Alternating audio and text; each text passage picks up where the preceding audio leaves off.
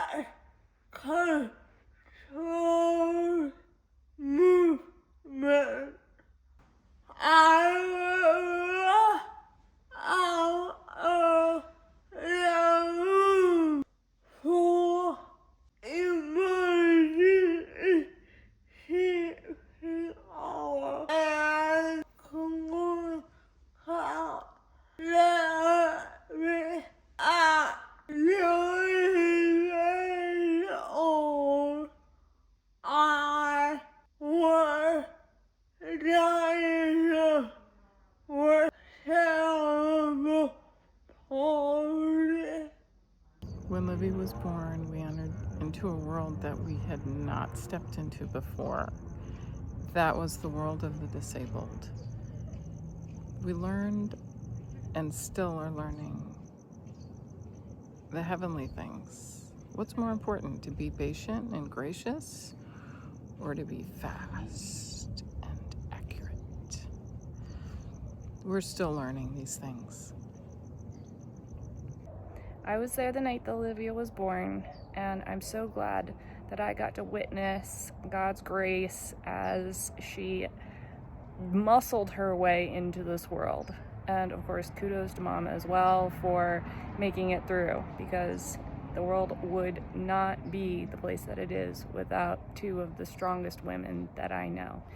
And honestly, that's the truth of it. Olivia is the strongest Avenger. She is the strongest girl that I know. She's been through lifetimes of strength building, I'll call it that. She is the most mentally tough and physically courageous person that I know, and I look up to her even though she is my baby sister forever.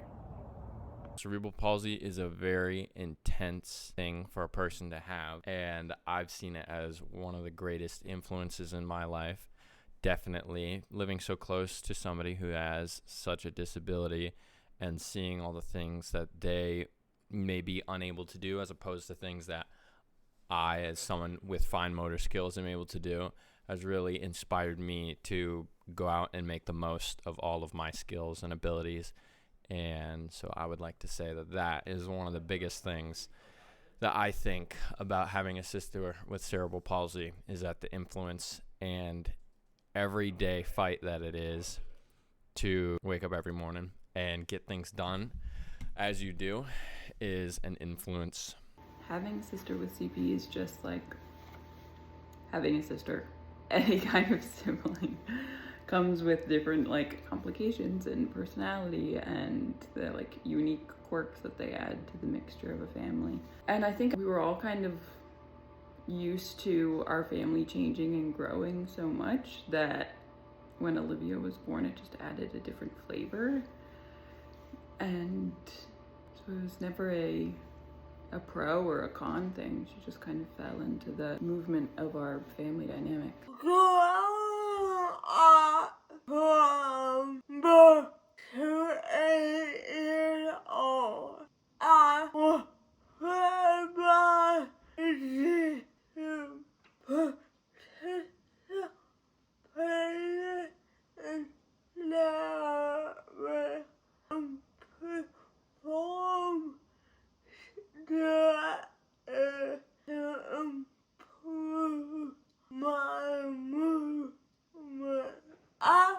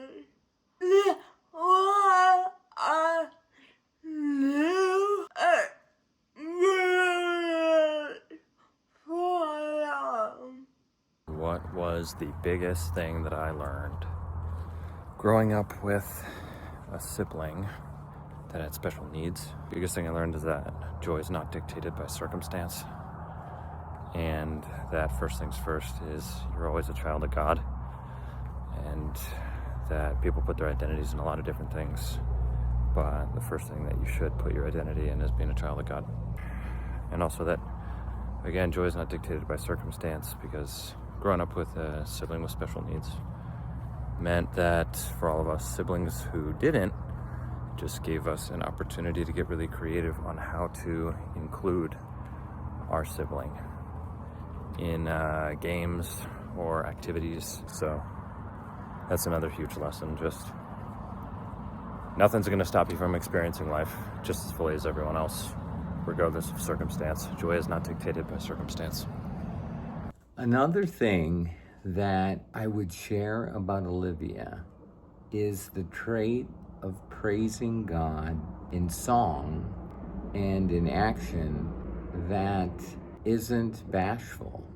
Olivia in church sings with a joyful emoting that just catches the attention of everyone around, including her family, in reminding us that we're to sing with joy to the Lord. And many, many times after service, people will come up to me and say, I am so thankful to be around Olivia when she sings in church, because she sings praises to God. And it is very noting and noteworthy that to be unabashed in our desire to praise God and sing the songs and sing from the heart. So it's a reminder to all of us that we should not be ashamed and fearful of our singing.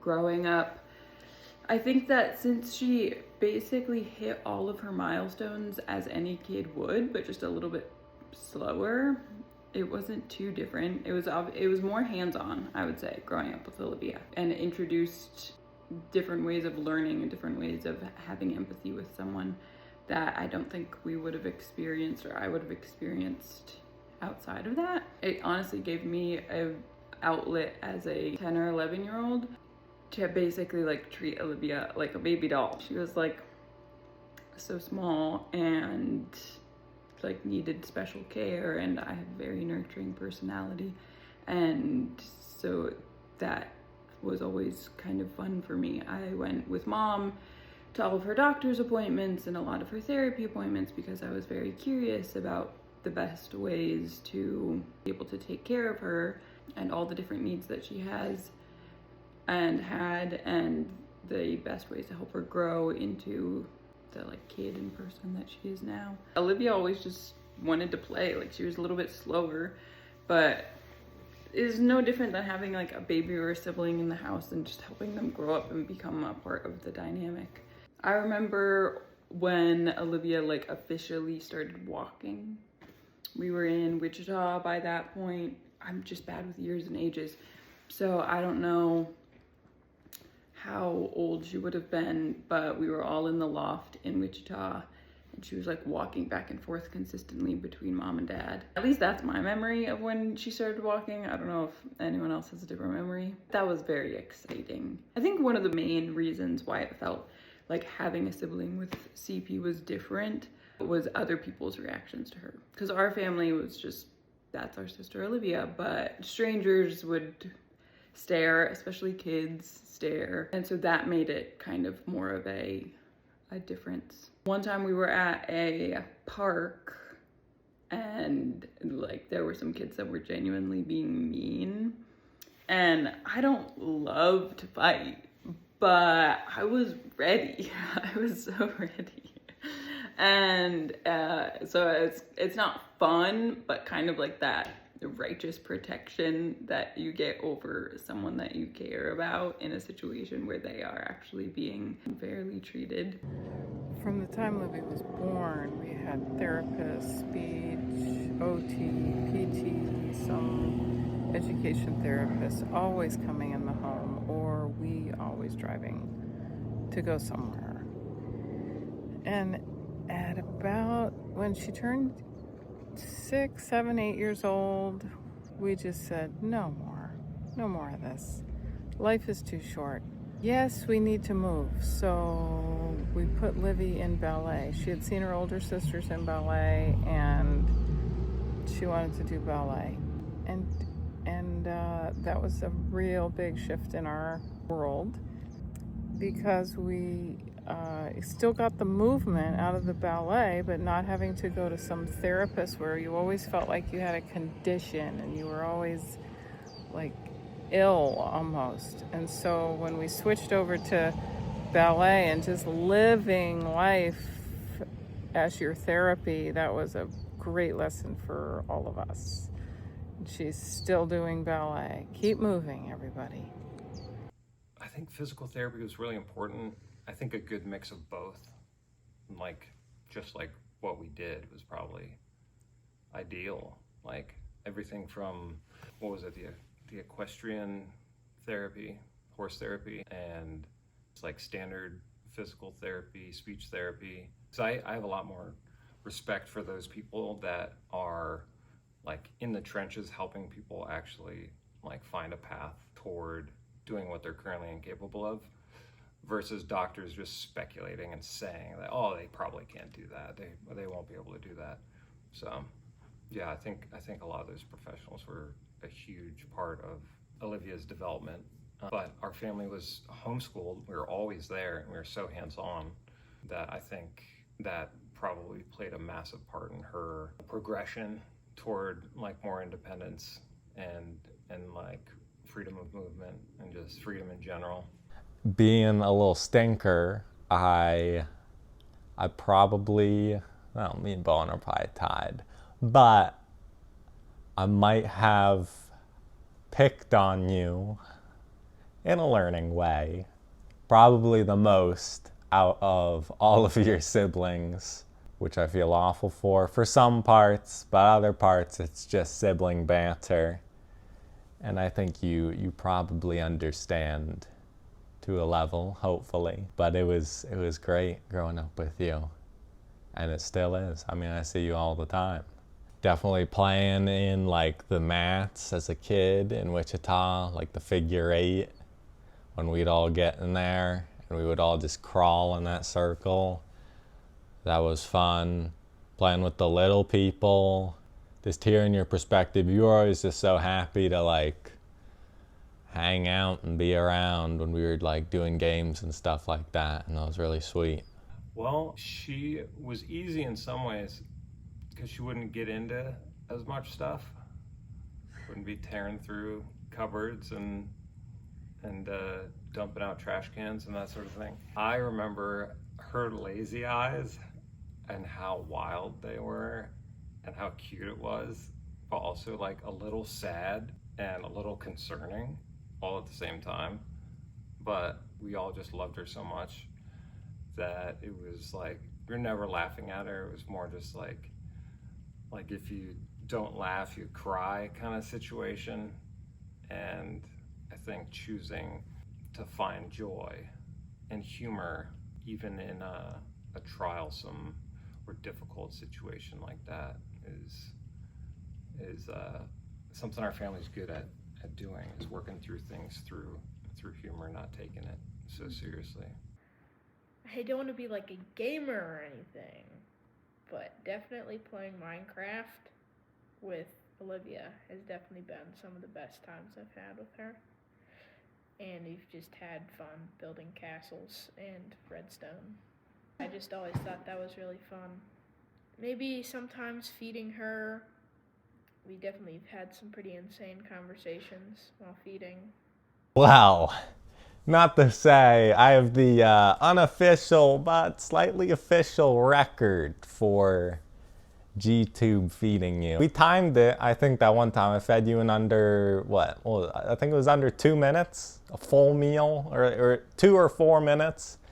Just loading up the syringe and then just, who knows if it was healthy. I mean, you're alive and well now. And that was a very quick lunch. So that was a pretty crazy memory of G-tube feeding you. Also, just like when it would accidentally come out and then it would just like spray on the ceiling. That was always interesting. The freaking corner we had popcorn ceilings all in our Wichita house. And the corner that we had where you would always eat, we had like scraped off popcorn ceiling from the times that food had hit the ceiling. But I'd say it was all good memories of feeding you through the tube. The good old tube. My most memorable story of Olivia with her G-tube was back when me and she had just gotten it, and you were probably, I don't know, it must have been a year. You were small enough that you were still able to sit in the bouncy chair on the counter, and we would feed you with the syringe and the tube and everything on your button. Anyway, Mom had left for another doctor appointment with, I think, Nate. And so I was in charge of making sure you got, it must have been your afternoon feed, 2 o'clock probably. And I was probably only 12 or 13. And I was hooking up your tube, the syringe, to your button. And I noticed it was pretty wiggly. And normally, like, you get a little bit of wiggle, but it seemed like it was coming out a lot. And that made me nervous because I don't do well with those things, as you know. And so I tried calling Mom, and we had a rule in the family that when you call once, you just need to get a hold of them. When you call twice, it's kind of urgent. You gotta pick up the phone in a timely manner. When you call 3 times in a row, it's an emergency. I called Mom 5 times, but she had only heard 2 of them. So she didn't pick up the phone at all. And I was only 12, 13, so I'm freaking out a little bit. But you were very calm and very happy, which was not something you were normally when you were late with your feedings. So you also, at this point in your life, hated any touching around your mouth. And you were probably like an hour late with your feeding at this point, and I didn't know what to do because you were a little baby and you needed to be fed. So you, for some reason, let me dip one of your, like, it was a duck toy, and it was like fabric-y, so it would like soak up some of the formula, and you would let me dip it in the formula and like put it on your tongue, which was a miracle, since anytime anything went around your mouth, you'd fling your head back and forth. So that was pretty cool. But eventually Mom did come home, and we realized that your Mickey button tube, the balloon underneath your skin, had popped. And so yes, your button was about to pop out. But I just held my hand on it for probably an hour and a half and dipped formula from a little stuffed animal duck thing, and eventually Mom came home and all is well. I went to 2 or 3 appointments with a nutritionist, and each time left either crying or wiping tears. They just had a different idea of what these kids should be on. They figured if you are on the tube, just keep it good, it ain't broke, don't fix it. And we just thought the same, right? So we tried our best and researched how to get Livvie off the tube. And the protocol came from Europe that introduced us to this new term called controlled starvation. And it worked. We did it. Within 3 days' time, she was off her tube, and then 3 months later, we pulled the button out. And now she eats everything.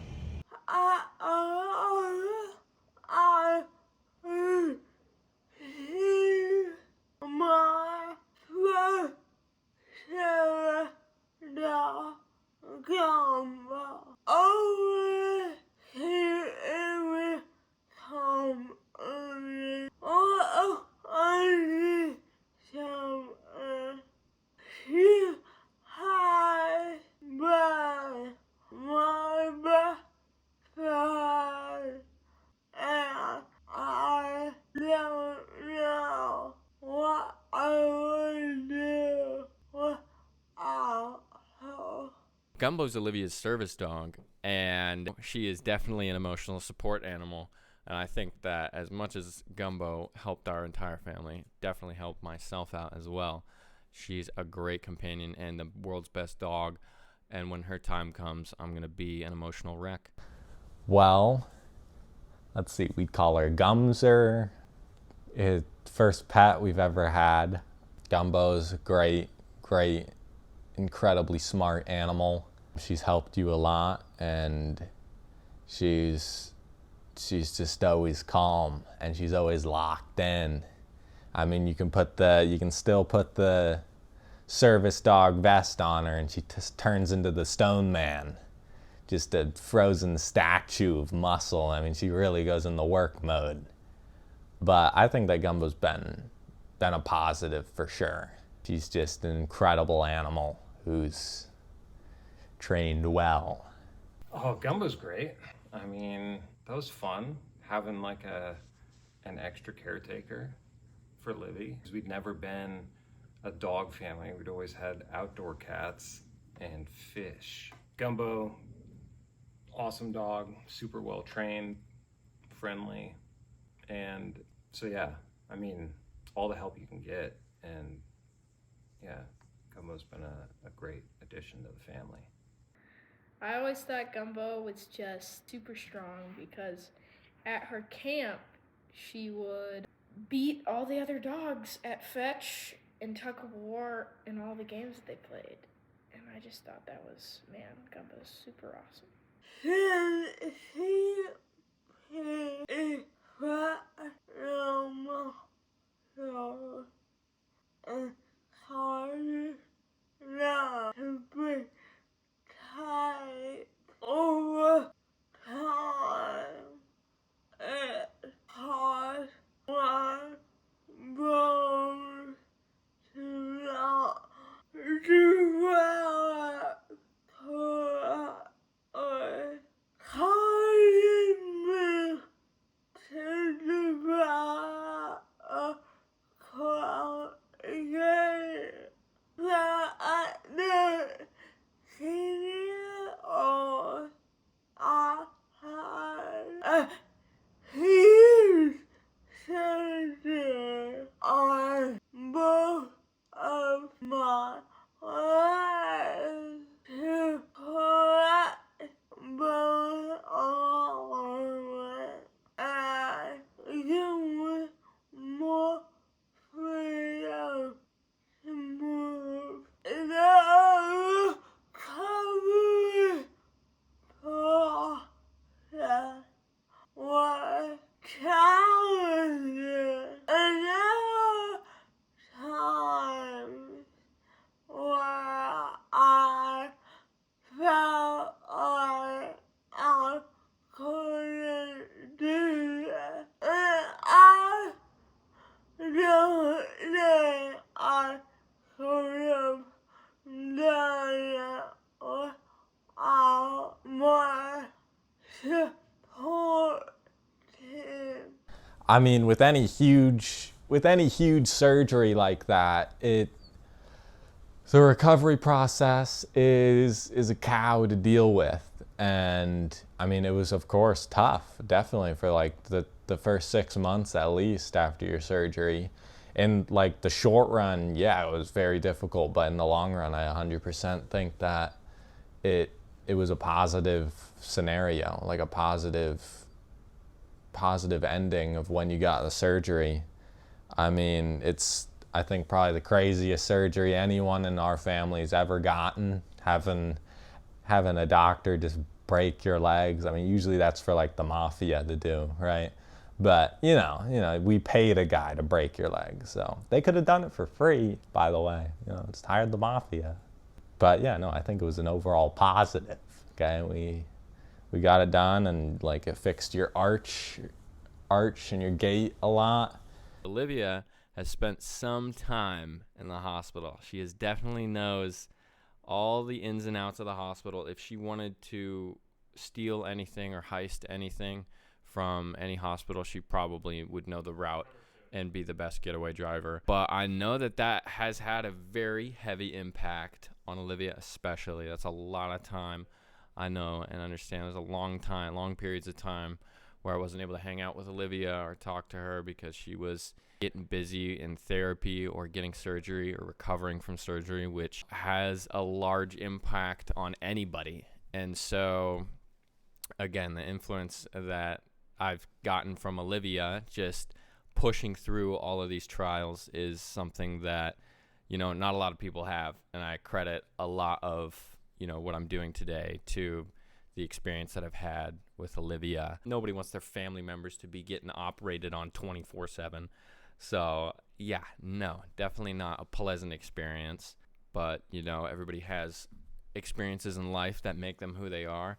And the decisions they make based on experiences that they're put through is definitely turns out to be your teller of character. And Olivia has very strong character in those areas and puts one of the best faces on some pretty intense situations and scenarios that she's been put through. What stands out to me the most about Olivia Iwinski?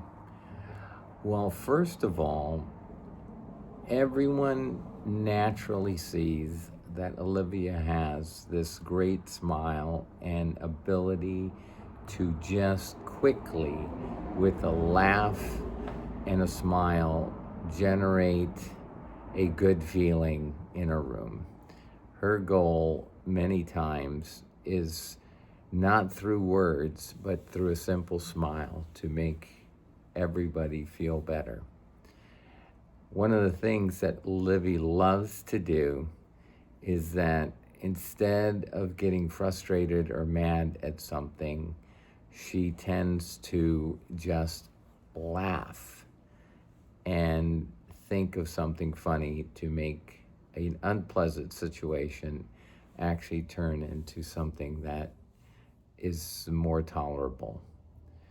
And so through our adventures together, I can specifically recall events after her surgery where she was in pain, choosing events like watching Frozen 2 incessantly with her dad and getting him addicted to that movie, which has become a kind of a touchstone of bonding between Olivia and I, which is kind of funny.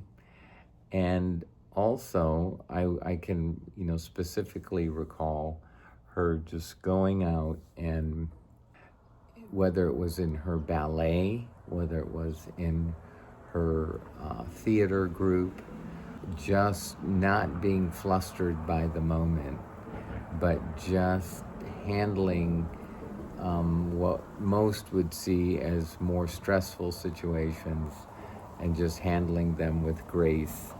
I remember the one time she was in her theater group and she was left out on stage during a scene where she wasn't supposed to be there.